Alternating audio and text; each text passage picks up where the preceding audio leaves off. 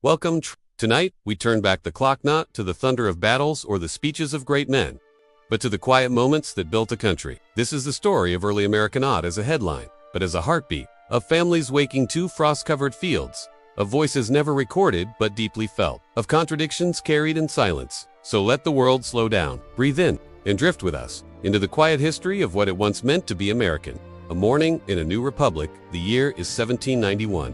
The war has ended. The Constitution is signed, and the air still smells of smoke and promise. 13 colonies have become one country, fragile, unsure, and still learning how to breathe. But far from the marble steps of government, most Americans live quiet lives full of small details, quiet labors, and private hopes. A wooden shutter creaks as it's pushed open from within. The cold air slips in. A woman rises. First she moves quietly, wrapping a shawl over her shoulders before stepping out into the stillness. Our day begins not in the capital, but in a modest homestead on the banks of the James River in Virginia. The morning mist clinks low over the fields, like a gray blanket, reluctant to let go of the land. Chickens stir in their roosts. The floorboards groan beneath her feet. Cornbread, porridge, and apple preserves. Yet he hopes this will be the year the yield is good enough to trade for a new plow. Or perhaps cloth from Richmond. Maybe even a proper slate for the children to write on. But they are free at least, in name. Just a few miles west, thick forest reclaims every path. Deer cross the road at dawn. Black bears sometimes steal chickens.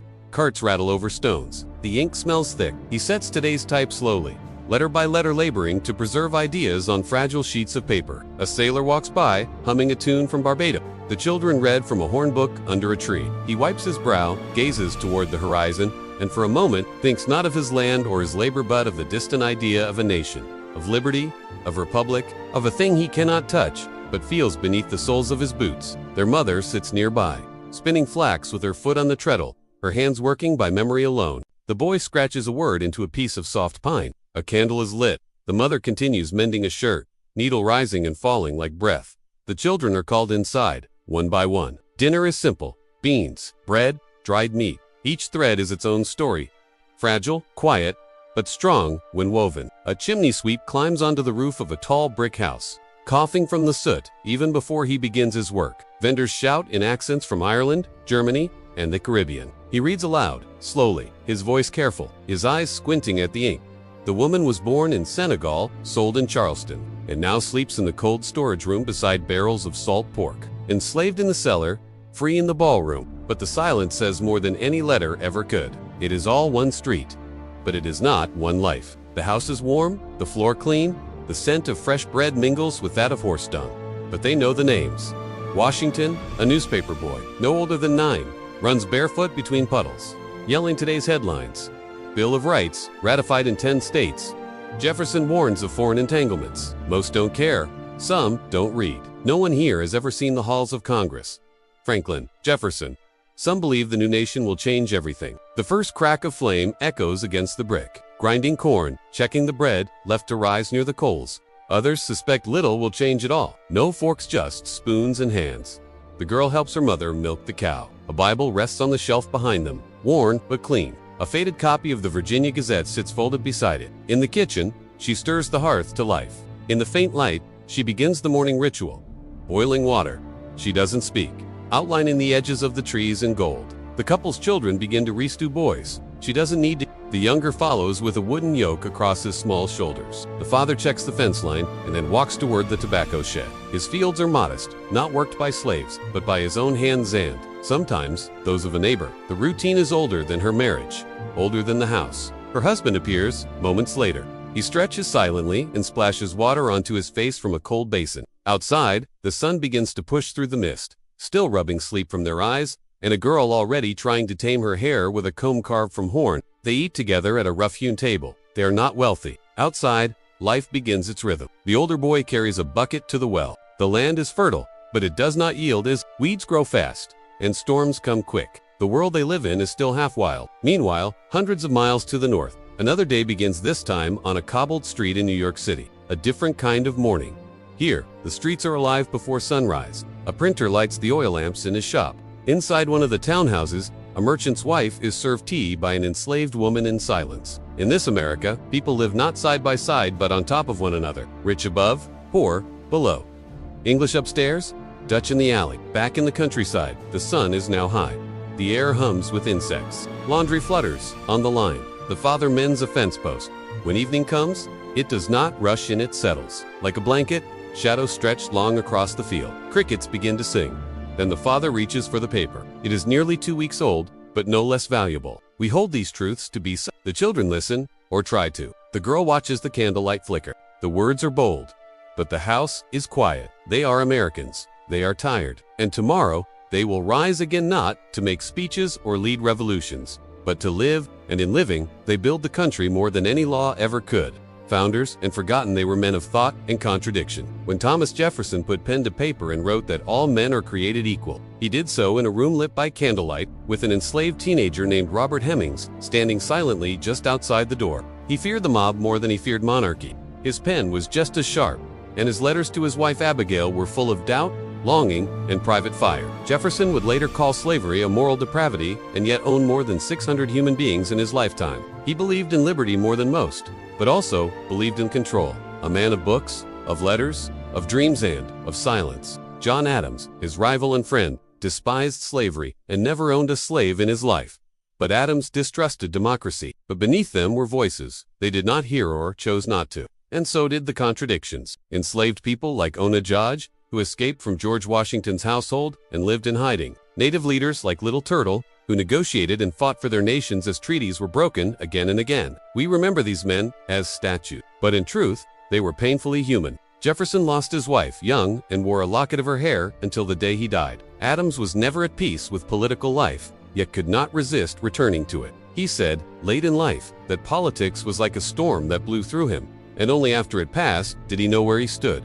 Their lives were marked by illness, loss, and weariness. Around them, the Republic took shape. Women like Abigail Adams, who pleaded, remember the ladies. In her letters, printers, midwives, sailors, indentured servants, and children too young to vote but old enough to march behind their fathers. In the quiet spaces between the pages of history books, these lives hum softly. Not erased, just whispered. 1826, 50 years after the Declaration of Independence. Some called it fate, others called it providence. Jefferson and Adams would die on the same day, July 4th. But the truth is, their ideas endured. The frontier and the illusion of endless land to be. American in the 1790s often meant to be moving. West, always, west. The roads from Philadelphia thinned into dirt trails, and the trails became forest paths. Every step westward felt like a promise. Land, freedom, ownership. But the land was never empty. Settlers built cabins where native nations had lived for centuries. In Kentucky, in the Ohio River Valley, in what was then called the Northwest Territory. He might bring his wife, who had never known silence so complete. They would cross rivers swollen from spring rains. They would sleep beneath canvas, cook over open fire. Neighbors were days away. Death came quickly in the form of fever, childbirth, or injury. And yet they came, by the hundreds, then thousands.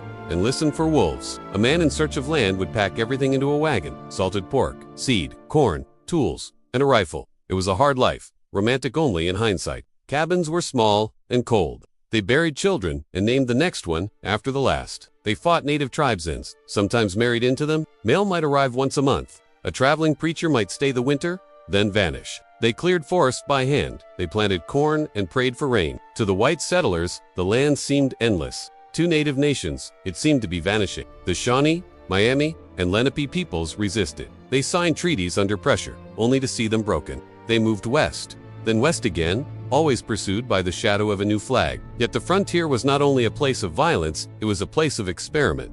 Small towns began to form. Local governments were invented on porches and in taverns. A schoolhouse might be built before a church. The frontier was where freedom was loudest and low. No kings, no bishops, just the creak of trees and the howl of wind. And through it all, the myth began. That Americans were born to move. That the land was theirs. That it had always been waiting, but it hadn't. Slavery, silence, and the American divide.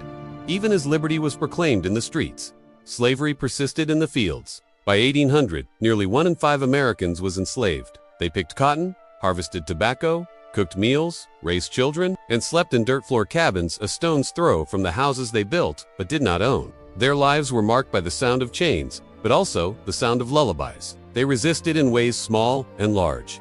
Through stories, through sabotage, through song, a mother taught her child to never speak truth near the big house. A father carved hidden symbols into the wood of his shack. Freedmen could not vote, could not marry freely, could not walk unchallenged. A preacher spoke in double meaning to God and to freedom. Should they remain in America or be returned to a continent they had never seen? In the North, slavery was slowly disappearing, but racism remained. Even abolitionists disagreed. Should slaves be freed gradually or immediately? Whispers in the night, fields set ablaze. Letters smuggled, lives lost. White Americans argued. Black Americans endured. There were rebellions. The Constitution called them three, but in their hearts, they were whole. The nation carried a contradiction in its chest like a stone. It beat louder with each year. America at night. Reflections before the storm as the 18th century drew to a close. America settled into itself. The towns grew, the roads widened, the population doubled in some places, but the divisions deepened too. In a home near Boston, a woman reads by firelight. She is not allowed to vote, but she reads everything pain will. He watches how they curve, how they flood, how they disappear. She speaks of a turtle, a sky woman, and the promise of balance. Her grandchildren listen, their eyes wide. He learns the land better than any mapmaker. She doesn't know what the word nation means, but she knows what hunger is, and she knows her family has survived worse. She writes, "If I had been born a man, I would run for office." In a southern plantation, an enslaved boy dreams of rivers, not just to escape, but to understand them. In a Seneca village, a grandmother tells stories of when the world was young. In a Philadelphia tavern, two young men argue over federalism. One quotes Hamilton, the other spits on the floor, but the struggle to define what America means has only begun. In a Mississippi cabin, a girl hums to herself. The sky outside is velvet black. The fire is dying. By 1800, America is both hopeful and haunted.